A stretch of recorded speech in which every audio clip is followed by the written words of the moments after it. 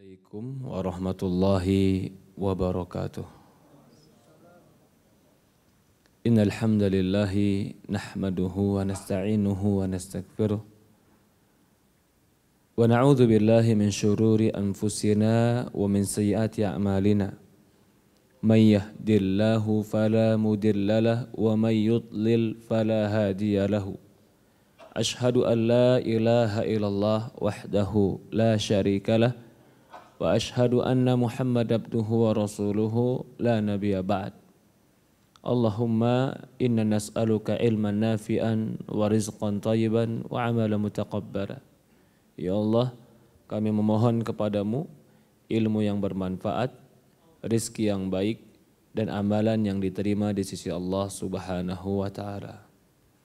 Alhamdulillah para jamaah hadirin, teman-teman, bapak-bapak dan ibu-ibu yang dimuliakan dan dirahmati oleh Allah Subhanahu wa ta'ala. Di hari ini kita dapat berkumpul kembali di Masjid Allah setelah sholat fardu, sholat wajib. Kita membaca kembali apa yang ditulis oleh Imam Ibnu Qayyim rahimahullah ta'ala. Mudah-mudahan berkumpulnya kita di majelis ini dicatat sebagai orang-orang yang berkumpul dalam majelis ilmu. Dan mudah-mudahan semua keutamaan majelis ilmu, majelis zikir kita dapatkan dengan hadir dalam majelis ini. Dalam hadis Rasulullah sallallahu alaihi wa ala alihi wa sahbihi wasallam bersabda, "Man salaka tariqan yaltamisu fihi ilm, sahhalallahu lahu bihi tariqan ilal jannah." Kata Rasulullah sallallahu alaihi wasallam, barang siapa yang mencari ilmu agama, maka Allah akan mudahkan bagi dia jalan menuju surga dengan belajar ilmu agama. Mudah-mudahan kita termasuk orang yang dimudahkan masuk ke dalam surga karena belajar ilmu agama. Hari ini kita akan membahas fawaidu tauhidi fid dunya wal akhirah. Manfaat tauhid di dunia dan di akhirat.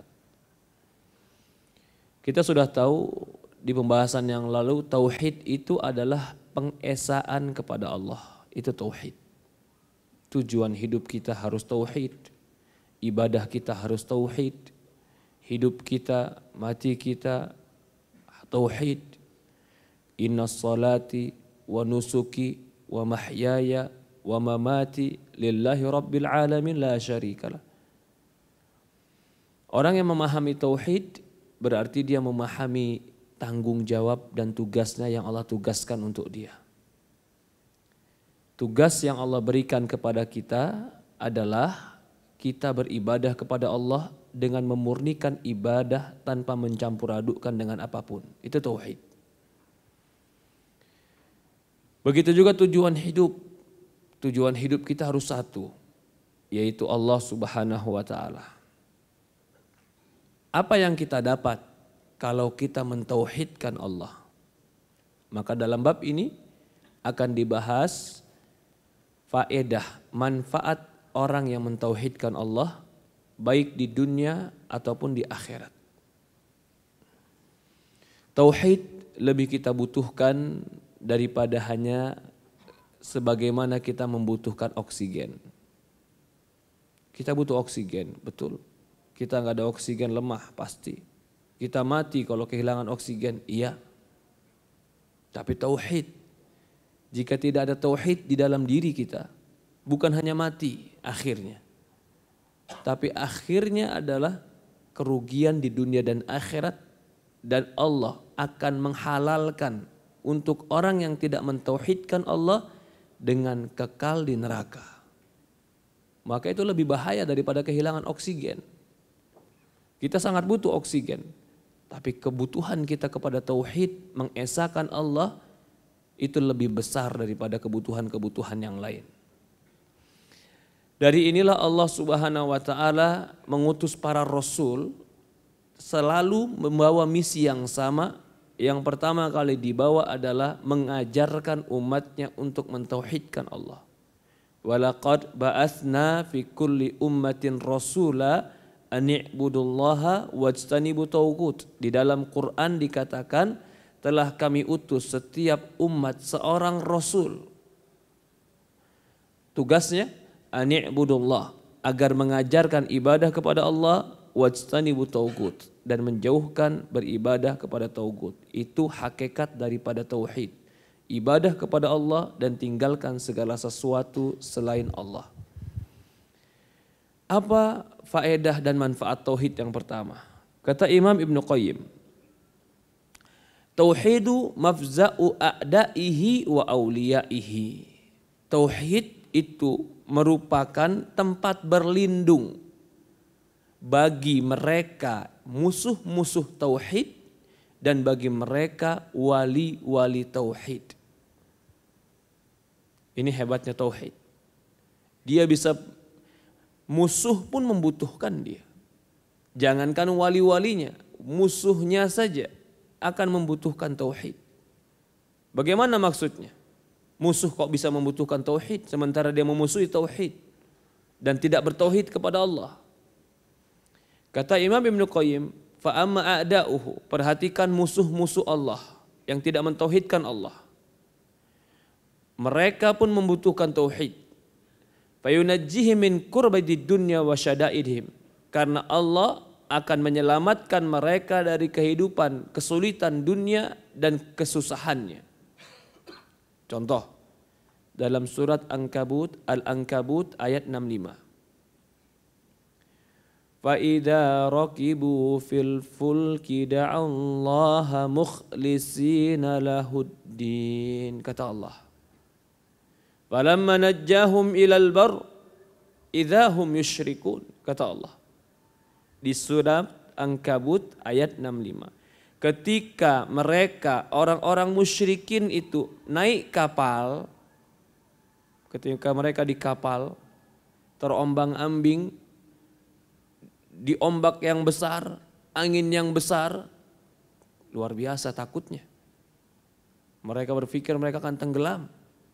Apa yang mereka lakukan? Da'allaha mukhlishina lahuddin. Ketika itu mereka berdoa mentauhidkan Allah dengan semurni-murninya. Falamma najjahum ilal bar, tapi ketika kami telah menyelamatkan mereka ke daratan, idzahum yusyrikun, saat itu pula mereka melakukan kesyirikan. Di dalam ayat ini Allah menceritakan bahwasannya orang-orang musyrikin itu ketika di atas laut dan mereka terombang-ambing dengan ombak yang begitu besar, diselimuti dengan ketakutan dan kecemasan akan tenggelam kapal mereka, ketika itu mereka langsung angkat tangan doa kepada Allah. Ya Allah, selamatkan kami. Betul-betul langsung minta sama Allah. Allah kabulkan doa mereka.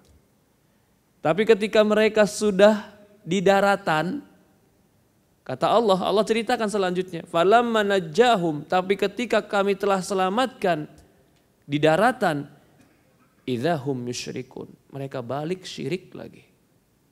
Ini menjadi poin. Apa faedah tauhid? Orang yang terkadang berbuat syirik tapi di saat dia bertauhid, Allah kabulkan doanya. Jadi tauhid itu merupakan yang dikatakan Ibnu Qayyim tempat berlindung. Kita orang Islam yang sudah mengucapkan la ilaha illallah, maka kalimat tauhid la ilaha illallah, keyakinan tauhid Allah tempat berlindung dan bergantung, itu modal kita bertemu semua masalah.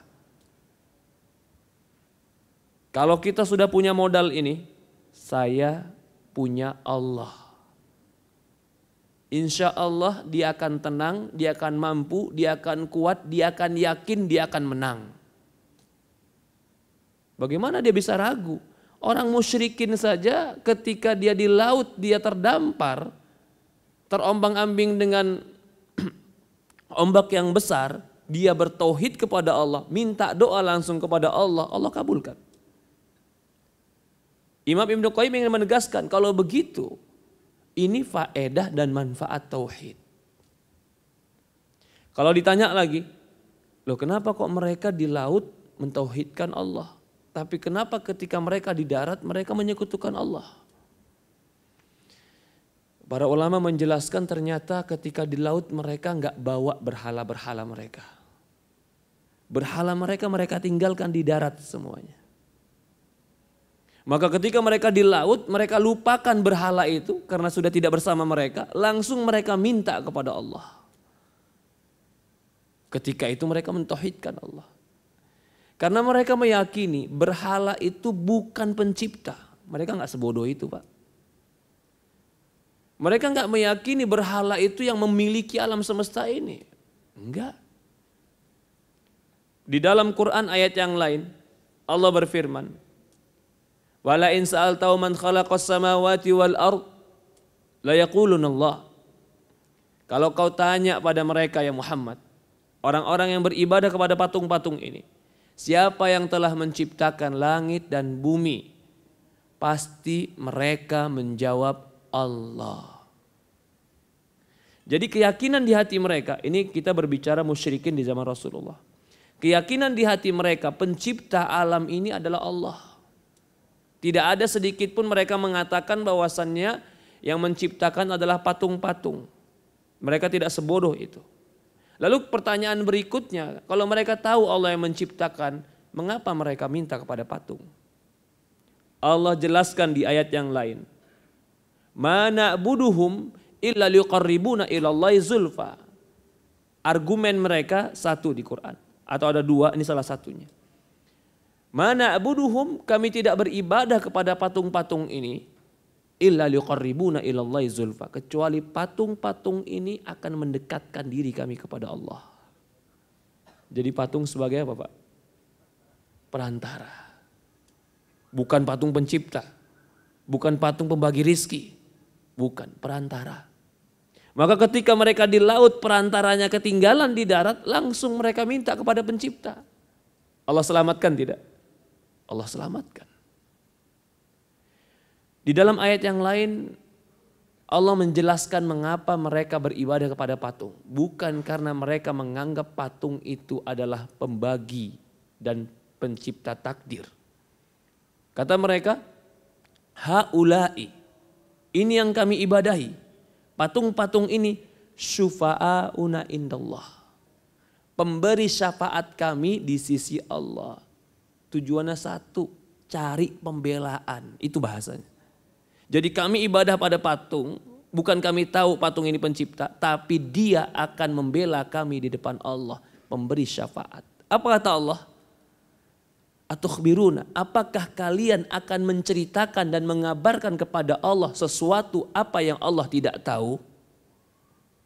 Apa maksudnya, Pak? Setelah mereka katakan kan, ya Allah, ini yang kami ibadahi cuman pemberi syafaat kami nanti di hadapanmu. Allah jawab, apakah kau mengabarkan kepada Allah sesuatu yang Allah tidak tahu? Artinya, Allah nggak tahu bahwasanya patung-patung itu bisa memberi syafaat. Allah nggak tahu bahwasanya patung-patung itu bisa menjadi pembela. Dari mana kamu tahu? Allah aja nggak tahu. Tapi mereka meyakini itu. Dilihat lagi, kenapa patung-patung ini tetap mereka ibadahi? Ternyata di dalam Quran dikatakan, afara'aitumul lata wal uzza wal manata thalithatal ukhra alakumudz dzakara wa lahul unsa tilka idzan qismatun diza. In hiya illa asma'un sammaitumuha antum wa aba'ukum ma anzalallahu bihi min sultan. Mereka sebutkan nama-namanya, Lata wal Uzza wal Manat. Itu nama-nama patung-patung yang mereka sembah. Ditafsirkan oleh para sahabat, ini ternyata patung-patung orang soleh. Dikatakan Lata karena Yalut suka ngadon kue. Jadi dulu kalau orang mau ke Ka'bah, nggak seperti zaman sekarang, ada hotel, ada restoran. Orang tinggal bawa duit bisa tinggal di hotel. Kalau zaman dulu tidak. Di zaman-zaman itu setiap ada orang ke Ka'bah, kehormatan bagi mereka menerima tamu dengan gratis, memberikan makan dengan gratis. Orang-orang Mekah itu. Si Lata ini dia kerjaannya bikin makanan buat orang-orang yang tawaf, orang-orang yang ke Ka'bah. Sampai akhirnya si Lata ini meninggal, orang-orang kehilangan. Kemana dia si Lata yang telah sering memberikan kue. Kehilangan orang-orang tersebut sehingga dibikinlah monumen patungnya si Lata. Patung ini pertama kali buat hanya sebagai monumen mengingat kebaikan dia. Sebagai motivasi bagi anak-anaknya bahwasannya ini orang tua kita orang baik. punya jasa yang banyak. Berjalannya waktu karena itu patung di sekitar Ka'bah, orang menganggap patung itu diibadahi karena pembuat patung sudah meninggal. Ini tafsiran Abdullah bin Abbas. Maka saat itu mereka beribadah kepada patung Lata dengan argumen ini akan menjadi pembela kami di sisi Allah. Gambaran inilah hakikat kesyirikan di zaman jahiliyah. Mereka bukan meyakini patung sebagai pencipta, pembagi rizki, pemilik, pengatur alam, bukan. Mereka cuma menganggap patung ini adalah orang yang dekat dengan Allah, maka memiliki kedudukan di sisi Allah, maka akan bisa membela kami di sisi Allah. Tapi Allah jawab di Quran sendiri, apakah kalian mengabarkan kepada Allah sesuatu yang Allah nggak tahu? Artinya Allah ingkari itu.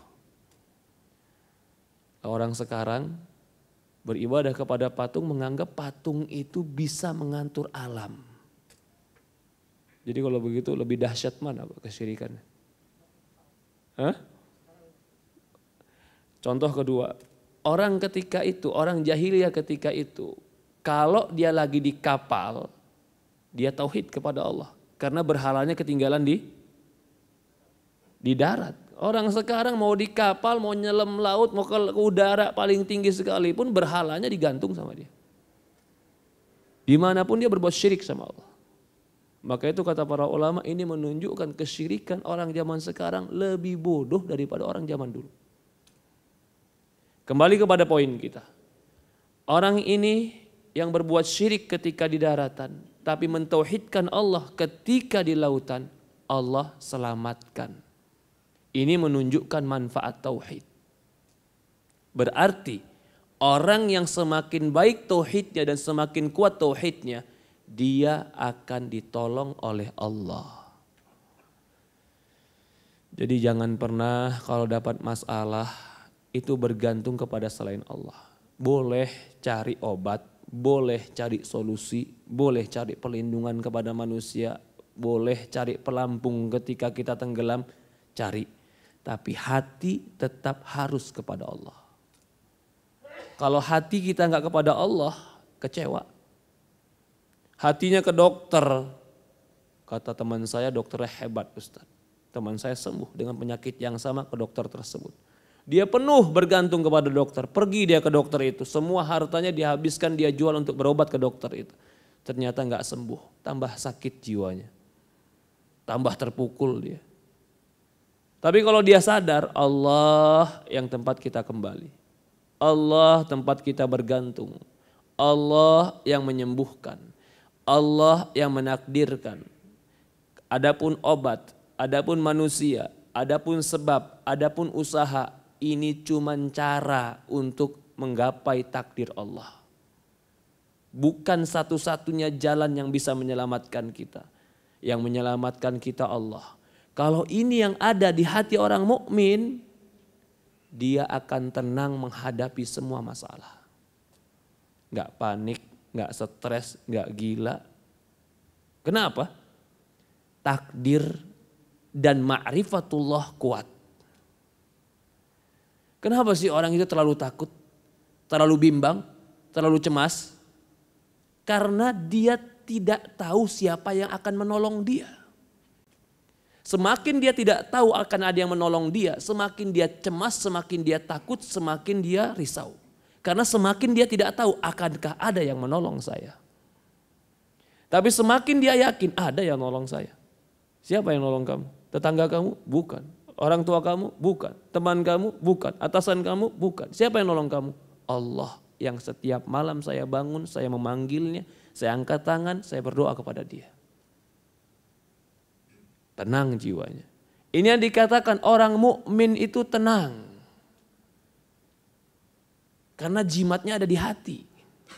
Apa itu? Keyakinan Allah tidak akan pernah menelantarkan saya kalau saya mentauhidkan Allah. Kalau seandainya kita hancur, seandainya takdir yang tidak kita sukai pun berlaku kepada kita, sementara kita sudah mentauhidkan Allah, apakah kita kecewa? Tidak. Karena itu adalah cara Allah untuk menggugurkan dosa-dosa kita. Karena Allah ingin bertemu dengan kita dalam keadaan kita bersih dan suci tanpa dosa. Perhatikan kata Imam Qayyim.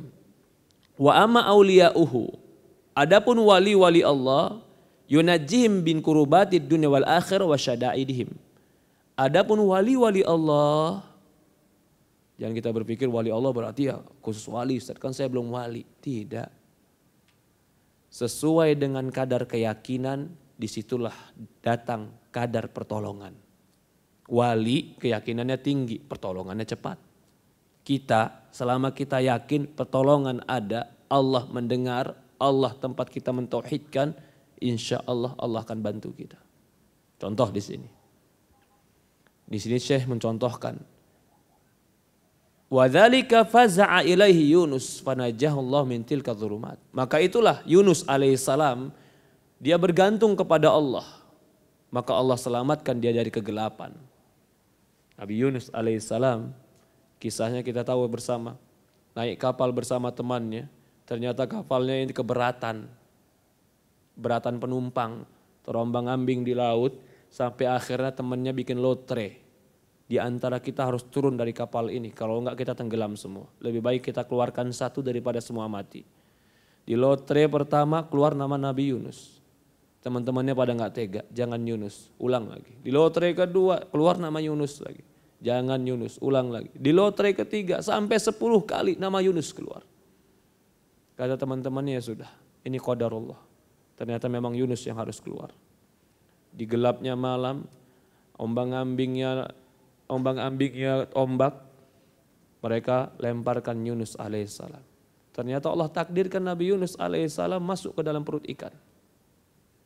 Ikan begitu mengamalkan Yunus alaihissalam langsung ke dasar perut laut. Maka itu dikatakan zulumat. Bukan kegelapan, tapi kegelapan, dan kegelapan. Kegelapan malam, kegelapan laut, kegelapan perut ikan. Ketika itu yang terjadi, apa yang didoakan Yunus alaihissalam? La ilaha illa anta subhanak inni kuntu minadz zalimin ya Allah. La ilaha illa anta, tauhid. Tidak ada yang berhak kuibadahi kecuali Engkau. Subhanak, maha suci Engkau. Inni kuntu minadz zalimin. Aku termasuk orang yang zalim. 3 kalimat, tapi dengan 3 kalimat ini Allah jadikan dia keluar dari perut ikan. Yang orang sekarang mungkin bilang nggak mungkin. Apakah mungkin orang kalau sudah masuk perut ikan akan keluar? Allah selamatkan Yunus. Apa doanya? La ilaha illa anta subhanak inni kuntu minadz zalimin. Perhatikan doa ini. Yang pertama, la ilaha illa anta. Nggak ada tempat aku bergantung. Tempat aku ibadah, tempat aku minta kecuali Engkau. Mentauhidkan Allah. Subhanak, maha suci Engkau. Maha suci dari apa? Maha suci dari segala tuduhan, dari prasangka buruk. Maha suci dari segala yang dinisbatkan kepada Allah yang tidak pantas. Maha suci Engkau. Karena terkadang kita kalau dapat masalah, itu ada aja suuzon, buruk sangka. Subhanak, maha suci Engkau ya Allah dari sangkaan-sangkaanku yang kotor. Lalu apa? Setelah mensucikan Allah, merendahkan diri serendah-rendahnya. Inni kuntu minadz zalimin. Ya Allah, aku ini termasuk orang-orang yang zalim. Ambil ini. Pelajari ini. Tauhidkan Allah, sucikan Allah, rendahkan diri kita. Allah kabulkan permintaan kita. Tauhidkan Allah, sucikan Allah, rendahkan diri kita. Kita minta tapi terkadang hati masih penuh dengan kecongkakan dan keangkuhan. Seolah-olah gak butuh Allah. Lalu kita bilang kenapa gak ada pertolongan dari Allah? Bukan Allah tidak mau menolong kamu. Tapi ternyata di dalam hatimu masih ada keangkuhan seolah-olah kau tidak butuh Allah. Coba perhatikan doanya Nabi Adam alaihissalam. Rabbana zalamna anfusana. Fa illam taghfir lana wa tarhamna lanakunanna minal khasirin. Ya Allah, kami telah menzalimi diri kami. Fa illam taghfir lana, kalau bukan Engkau yang mengampuni kami, wa tarhamna, kalau bukan engkau yang merahmati kami, lanakunanna minal khasirin, pasti kami menjadi orang yang rugi. Dzalamna anfusana, kami zalimi diri kami, rendahkan diri kita. Bukan berarti Ustaz, saya mau pergi ke Ka'bah supaya doa saya dikabulkan Ustaz. Oke, itu salah satu doa mustajab. Tempat di multazam. Tapi begitu pergi ke Ka'bah, dia doa. Tapi di hatinya masih penuh dengan keangkuhan. Penuh dengan kesombongan. Doa cuma sekedar di lisan, tapi di hatinya masih mengatakan aku hebat. Aku yang luar biasa. Dia berada di tempat yang mulia, tapi masih penuh dengan kekotoran dalam hatinya. Mungkin lebih baik dia duduk di sejadahnya, tapi penuh dengan kerendahan di dalam dirinya. Ya Allah, kalau bukan Kau yang menolong aku, kalau bukan Kau yang membantu aku, tentu aku tidak akan ada yang pernah bisa menolong aku. Perhatikan doa Rasulullah. Allahumma inni abduka, ibnu abdika, ibnu ammatika, nasiyati biyadik. Ya Allah, aku ini hambamu, ibuku hambamu, bapak aku hambamu. Artinya aku ini cuma hambamu. Ubun-ubunku di genggamanmu, hukummu berlaku untukku, dan takdirmu berjalan padaku. Aku memohon dengan seluruh nama-namamu yang baik. Setelah merendahkan diri, memuji Allah. Ini sebab Nabi Yunus alaihissalam diselamatkan oleh Allah. Kita kembali lagi. Tauhid sebab orang itu selamat. Kalau dikatakan Ustadz, saya mentauhidkan Allah tapi doanya tidak, saya mendoakan dengan doa tauhid tapi saya nggak selamat Ustaz. Apa jawaban kita Pak? Bukan doanya yang salah. Tapi hati dan lisan yang berdoa mungkin terkadang yang tidak menyebabkan doa itu naik ke langit. Kita tahu bersama, apa doa Nabi Ibrahim ketika api menjadi dingin Pak? Hasbunallah wa ni'mal wakil. Cukuplah Allah sebaik pelindung bagiku. Ini doa yang Allah abadikan di Quran dan Allah ceritakan. Gak Allah rahasiakan. Ibrahim baca ini. Allah gak rahasiakan apa yang dibaca oleh Yunus. Ini bacaannya. Tapi kalau sekarang kita baca hasbunallah wa ni'mal wakil, kita dilempar ke api. Kira-kira gimana Pak? Hah? Apakah kita salahkan doanya atau kita salahkan cara kita berdoa? Tentu berbeda. Apa yang membedakan Ustaz? Tauhidnya. Tauhidnya Ibrahim, tauhidnya Yunus. Loh kalau gitu kita gimana Ustaz? Lafaz ini tetap menjadi sebuah lafaz yang kita pelajari dan kita yakini. Sambil memperbaiki tauhid kita. Semakin kuat tauhid kita bertepatan dengan lafaz yang baik, maka semakin kuat istijabah di sisi Allah. Nah, sebagian orang bukan. Begitu enggak istijabah dengan doa ini, dia cari lafaz-lafaz yang lain. Lah kamu cari lafaz apa lagi? Ini lafaz yang turun dari Allah, yang dipraktekkan oleh Nabi, terbukti lafaznya manjur. Ketika kau menyebutkan lafaz ini, lalu lafaz ini tidak manjur untuk dirimu, bukan ganti lafaz. Bukan ganti lafaz. Tauhid kita harus lebih diperbaiki. Tawakal kita, harapan kita, kerendahan hati kita. Itu tadi contohnya. Bisa jadi kita mengucapkan doa yang sama tapi hati penuh dengan kesombongan dan ketakaburan. Bisa jadi kita mengucapkan doa yang sama hasbunallah wa ni'mal wakil tapi penuh dengan keraguan. Ah mungkin gak sih Allah tolong saya. Sementara Rasulullah mengatakan ud'ullaha wa antum muqinuna bil ijabah. Kata Rasulullah SAW, doa kepada Allah dan yakin doamu dikabulkan. Kita tahu lafadznya, kita tahu doa mustajab tempatnya, kita tahu waktu mustajab, kita tahu cara mustajab. Tapi di hati penuh dengan kekosongan dari keyakinan. Bisa jadi bukan karena lafadz, bukan karena waktu, bukan karena tempat, tapi karena diri kita. Maka di sini manfaat tauhid itu menyebabkan Allah menyelamatkan kita. Menyelamatkan kita dunia dan akhirat. Dari segala bentuk kesulitan. Jangan katakan tidak mungkin. Semua mungkin bagi Allah. Jangan katakan tidak bisa. Semua bisa bagi Allah. Maka Kalau kita dalam kesulitan, jangan pernah lupa di dalam zikir mentauhidkan Allah. Baik itu kalimat la ilaha illa anta subhanaka zalimin, atau hasbunallah wa ni'mal wakil, atau kalimat-kalimat tauhid yang lain yang menunjukkan akan Allah selamatkan kita. Fafaza ilaihi atba'ur rasul wa naju mimma audziba bihi musyrikuna fid dunya. Bahkan pengikut para rasul juga berlindung dengan tauhid sehingga mereka diselamatkan dari azab orang-orang musyrikin di dunia. Wa mau'idda lahum fil akhirah, dan mereka akan diselamatkan dari akhirat. Tentu kalimat tauhid menyelamatkan orang dari neraka. Di dunia orang yang mengucapkan kalimat tauhid dengan ikhlas, jujur kepada Allah, Allah akan selamatkan dia. Di akhirat orang yang mengucapkan kalimat tauhid, ikhlas, jujur, dia mendapatkan syafaat Rasulullah.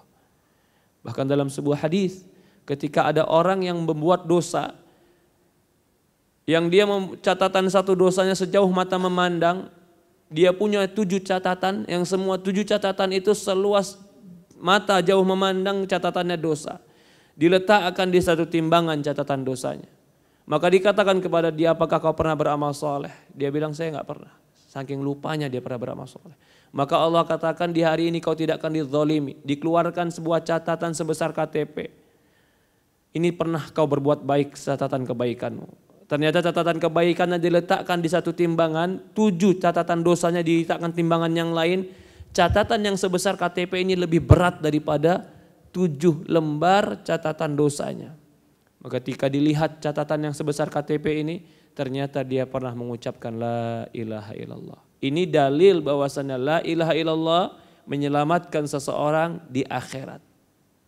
Sampai Nabi Isa pernah berkata, ya Allah, ini aku mau alimni kalimat. Ya Allah, ajari aku satu kalimat. Maka Allah berkata kepada Nabi Musa, ya Musa qul la ilaha illallah. Ya Musa, kalau kau mau kalimat yang ku ajarkan, maka ucapkan la ilaha illallah. Lalu Nabi Musa berkata, ya Allah, kullu ibadika yaquluna hadza. Ya Allah, semua hambamu banyak yang mengucapkan la ilaha illallah. Artinya Nabi Musa ingin sebuah kalimat khusus buat dia. Maka Allah katakan, ya Musa, lau anna samawati sab' wa amirihinna ghairi wal ardina sab' wa ardina sab' fi kiffah wa la ilaha illa fi kiffah lamalat bihinna la ilaha illallah.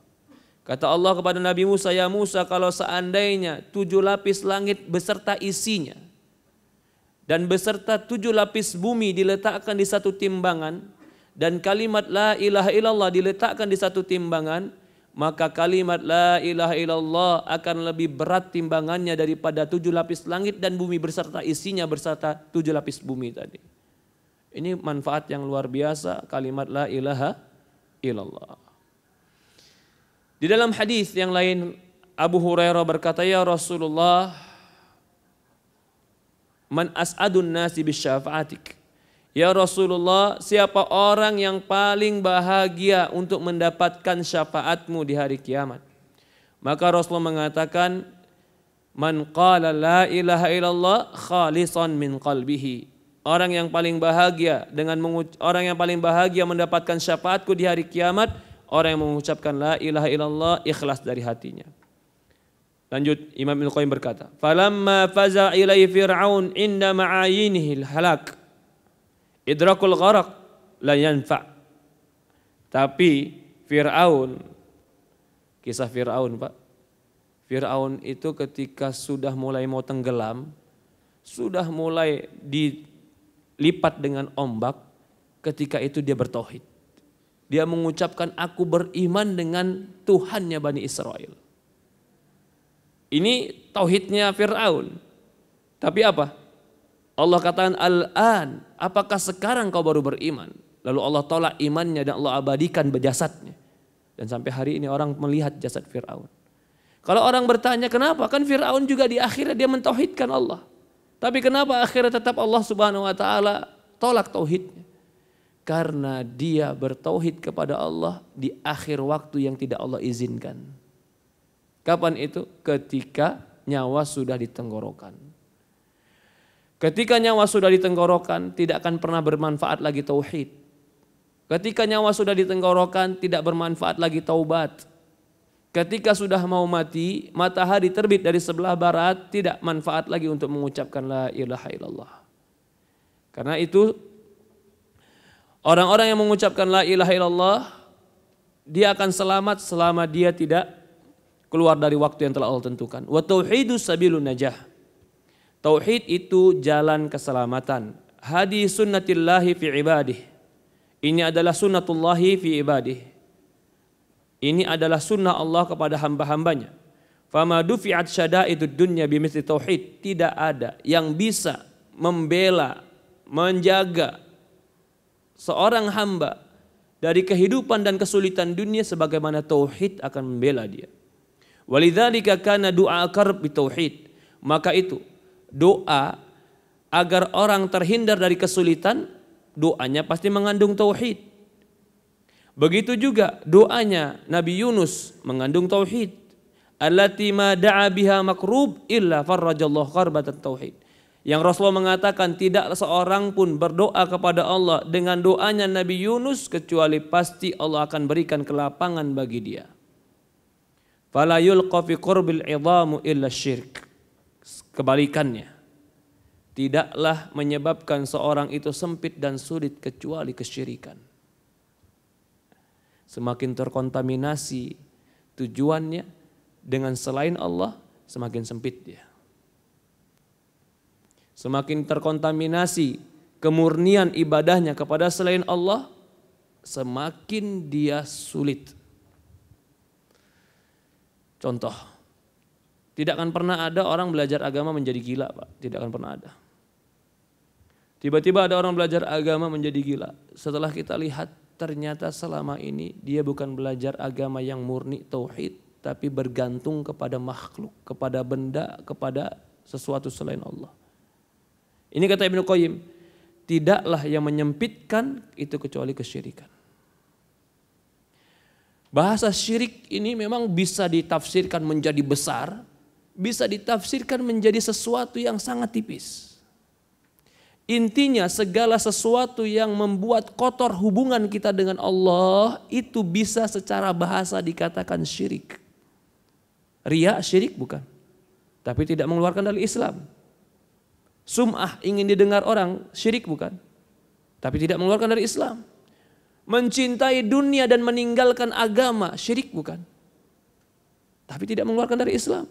Tapi ketika dunia lebih dia cintai daripada Allah, terkontaminasi tidak tauhidnya, qurb, kesempitan akan menghampiri dia.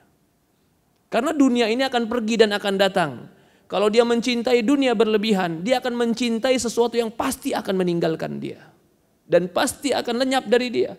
Ketika dia mencintai sesuatu yang dia tahu pasti akan hilang, berarti dia bersiap-siap suatu hari pasti akan sedih. Pasti akan sedih. Maka semakin cinta seorang kepada dunia, semakin takut akan kematian, semakin sedih kehidupan. Wala yunja minha illa tauhid, dan tidak ada yang menyelamatkan seseorang itu kecuali tauhid. Tapi kalau Allah tujuannya, ya Allah tujuan hidupnya, Allah tempat kembalinya, dunia dia suka, manusiawi. Dunia dia nikmati, manusiawi, izin dari Allah. Tapi bukan diletakkan di hati, diletakkan di tangan. Ada dinikmati, tidak ada hilang, tidak menyedihkan hati. Karena yang di dalam hatinya cuma Allah. Allah tujuan kami. Fahuwa mafza'ul khaliqah wal malju'aha atau malju'uha wa hisanuha wa ghayathuha. Itulah tempat berlindung kita, tempat kembali kita, tempat penjagaan kita dan penghilang kesulitan kita. Tauhid kepada Allah Subhanahu wa taala. Kesimpulannya, modal hidup kita yang terbesar itu tauhid. Hubungan kita dengan Allah. Kalau itu rusak, maka kesulitan, kesempitan, kegundahan itu akan menghampiri. Tapi kalau Allah tempat kembali, kesulitan ada. Gak ada orang hidup gak ada sulit. Tetapi pasti Allah akan berikan jalan keluar. Bahkan di arah-arah yang manusia menganggap gak mungkin. Lempar api kok bisa apinya dingin. Masuk perut ikan, kok perut ikan tiba-tiba bisa keluar. Dari arah manusia yang menyangka itu tidak mungkin. Tapi karena tauhid dia besar kepada Allah. Allah buktikan pertolongan Allah kepada dia. Kita tidak sebesar Nabi Ibrahim. Kita tidak sebesar Nabi Yunus. Tapi sebesar apa tauhid kita, sebesar itulah pertolongan akan datang kepada kita. Kita tutup, mudah-mudahan bermanfaat untuk kita semua. Subhanakallahumma wa bihamdi, subhanallah ilaha illa anta nastaghfiruka wa atubu ilaik. Assalamualaikum warahmatullahi wabarakatuh.